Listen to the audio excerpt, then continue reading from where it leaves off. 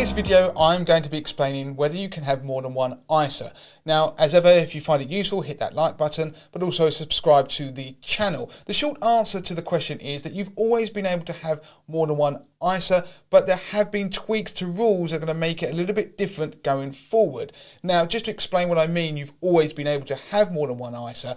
As an adult, you have a £20,000 a year ISA allowance that you can split across various types of ISA. So the types of ISA that exist are the cash ISA, the stocks and shares ISA, the innovative finance ISA, the lifetime ISA, and there is also another ISA type which is a junior ISA, but that's for children. It's £9,000 a year that you can put into that for them, which can obviously grow tax-free for their future. We'll park that. So the lifetime ISA is obviously the ISA that's available to people aged between 18 and 40, and they can pay £4,000 a year into that and then qualify for the £1,000 additional bonus from the UK government, and they put that towards buying a house in the future. And of course they can use that for pensions as well. Now I'm going to put a link in the notes to an explanation about how lifetime ISAs work, but that's not what this video is about.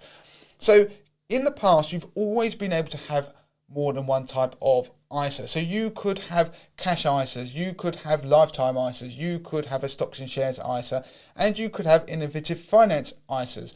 The rule has always been that in a given tax year, your total contribution to all of those could not exceed your allowance of £20,000. So what's changing from the 6th of April 2024 is that you will now be able to contribute in the same tax year to more than one ISA of the same type. Previously, you could not do that. So you will be able to contribute to 2 cash ISAs, for example, or multiple stocks and shares ISAs. Previously, once you opened a stocks and shares ISA, for example, in a given tax year, that was the only one you could contribute to for the rest of the year. If you wanted to change, you'd have to stop contributing to that and then transfer that to another provider and then start contributing to it there. So that had always been a little bit of an issue. So now the rules are going to change and you're going to be able to hold more than one cash ISA in a single tax year, more than one stocks and shares ISA in a tax year and contribute to it. The same goes for an innovative finance ISA. The same does not go for a lifetime ISA and also a junior ISA.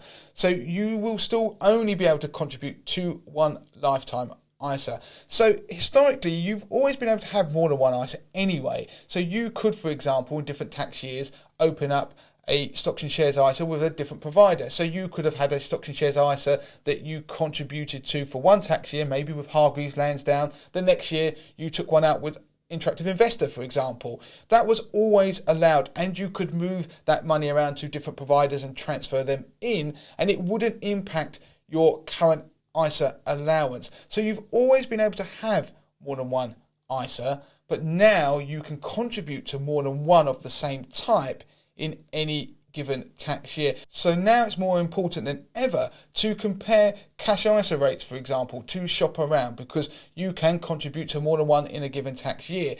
And also, if you are an investor and you have stocks and shares ISAs, it's also important to compare products. What sort of products can you invest in via a particular platform? How much does it cost? Because you can open up more than one stocks and shares ISA, which is useful for people who may, for example, have a portfolio of funds, let's say with Vanguard. They may decide to take out a trading account with somebody like Freetrade, for example. So I'll put links in the notes of this video to useful articles on the Money to the Masses website, which compares different types of cash ISAs, stocks and shares ISAs, as well as an article explaining about the number of ISAs that you can have in a given tax year or at any one time. Now, if you found this useful, do hit that like button, but also subscribe to the channel.